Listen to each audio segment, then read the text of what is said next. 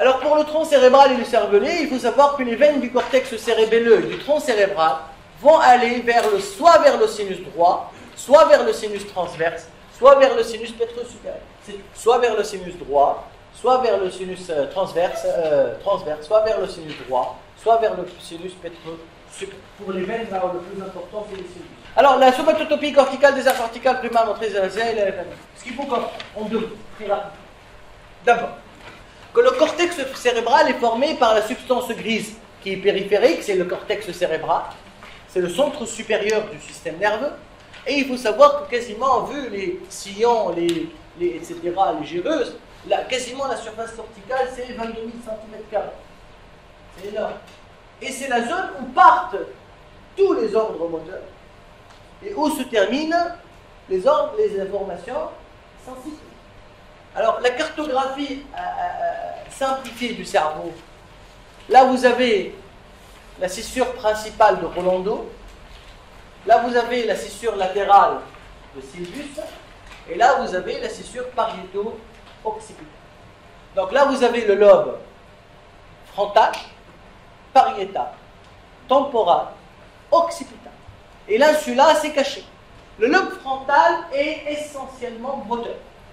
Le lobe frontal comporte une partie tout à fait antérieure, qu'on appelle le lobe préfrontal, et qui est responsable de la personnalité ou des traits de personnalité, du jugement et du comportement.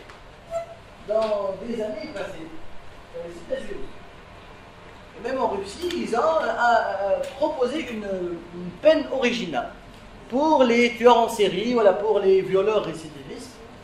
C'est ce qu'on appelle la déconnexion du lobe préfrontal.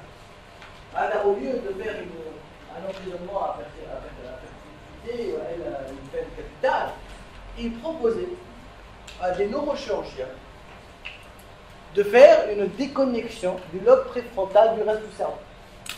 C'est juste une déconnexion. Et bien, ça a effacé la personnalité de ces personnes. En post-opératoire.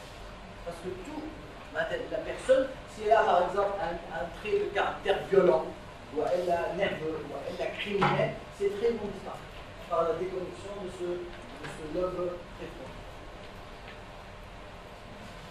Le lobe pariétal est sensitif, le lobe occipital est visuel, et le lobe temporal est auditif. Et il s'occupe aussi de la vue. Alors que le lobe insulaire, notamment à gauche, c'est la partie inférieure du temporal, c'est le langage, mais c'est surtout à gauche. Alors, au niveau de la cartographie du cerveau, on passe toujours du simple à l'élaboré. Les fonctions les plus simples sont tout autour des gyrus, des scissures. Donc, la fonction simple, la fonction plus compliquée, la fonction élaborée. Alors, c'est comme si pour danser, on enchaîne des pas. Alors, les pas 1, 2, 3, 4, 5, machin, oui, c'est des pas simples. Et l'enchaînement des différents pas, ça donne le schéma élaboré, ça donne une danse. D'accord? Alors, le gyrus précentral ou la circonvolution frontale ascendante, en avant du sillon principal de Rolando, ça s'appelle l'aire 4 ou l'aire motrice primaire. C'est elle qui va donner le mouvement simple. L'aire 6, juste à côté, enfin à côté, va donner les gestes élaborés, qui va vivre les pas ou la danse.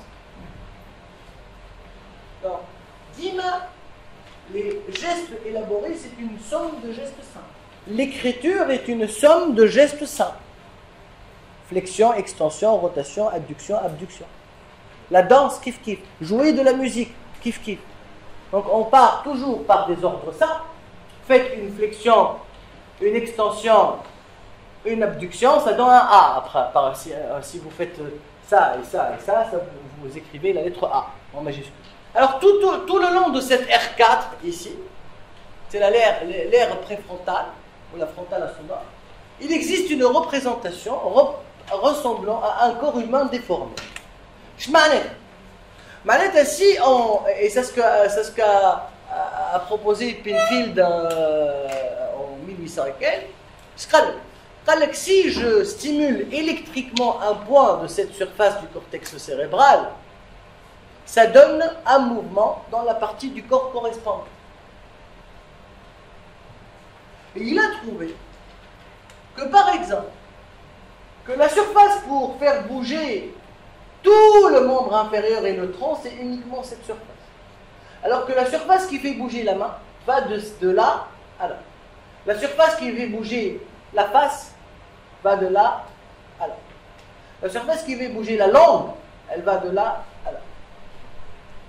Ça veut dire que plus l'organe est fin, et plus l'importance fonctionnelle et la finesse fonctionnelle de la partie du corps est importante, plus la surface moteur et le nombre de neurones est important. On n'a pas la même importance pour la jambe que pour le pouce. Hein. Alors là, le pouce est quasiment le mieux représenté parce que c'est l'opposition du pouce, c'est l'orientation de la main dans l'espace, c'est la préhension, c'est l'écriture, c'est des mouvements extrêmement élaborés. Donc c'est ce qu'on appelle la somatotopie plutôt fonctionnelle. Et chacun de ces régions représente un territoire qui est d'autant plus grand que la partie du corps considérée est complexe du point de vue motricité. Le pied, c'est une motricité très simple. La phonation, c'est une motricité très élaborée. Et bien sur le plan moteur, sur le plan sensitif également, c'est la même chose.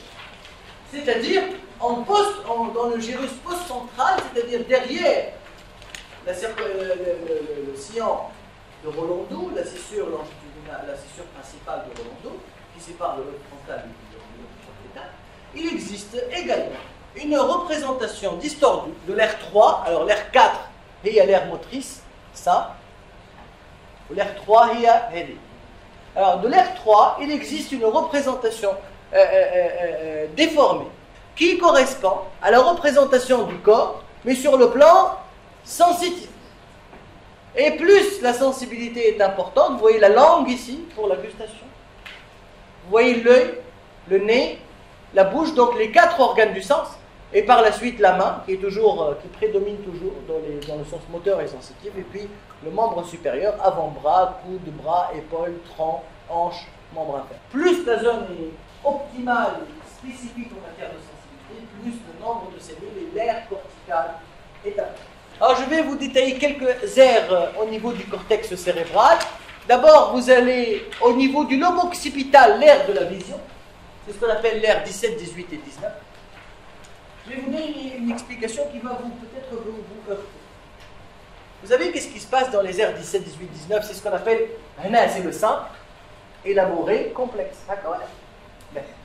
Au niveau de l'aire 17, ce qui se passe, vous captez des informations lumineuses, des points lumineux. Des points lumineux catalysés. Vous n'avez pas une image. Vous avez des points lumineux, des couleurs. Point. Ces informations sont transmises à l'aire 18, et l'aire 18 élabore l'information pour vous donner l'image. Et l'aire 19 vous donne la charge émotionnelle.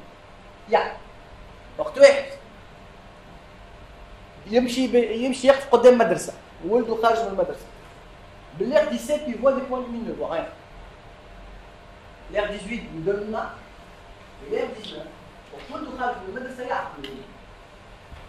C'est vrai, ça fonctionne en connexion avec l'air de la mémoire. Mais ça donne ce qu'on appelle la charge émotionnelle. Il y a une lésion ischémique de l'air 19 ne fait pas perdre la vue, mais fait perdre ce qu'on appelle la gnosie, c'est-à-dire la charge émotionnelle de la vision. Vous voyez ce que je veux dire? Par exemple, tu vois un feu, mais tu ne sais pas qu'il est dangereux.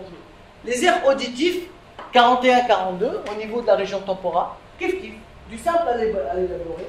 Alors vous entendez un chien enragé, et puis au niveau de la 41, 42, il faut s'échapper, parce qu'après, s'il n'y a pas de charge émotionnelle, vous allez rester avec. Les aires de Broca et de Wernicke, alors, l'aire de gustatif 43, bon, et puis l'aire de Broca et de Wernicke. Broca c'est 44-45, c'est vraiment jonction temporale frontale. Alors l'aire de Broca, c'est tel qu'il nous permet d'articuler les mots. C'est la motricité phonatoire. On produit des mots par l'aire de Broca. Alors s'il y a une aphasie de Broca, qu'est-ce qui se passe? On ne peut plus produire des mots. Mais, exact. Je fais bien. Si la broca ne fonctionne plus, on ne peut plus produire des mots. Et bien quand tu me dis par exemple, on est quel jour aujourd'hui, je comprends. Je sais que je dois vous répondre, connais le mardi, connais le mardi, mais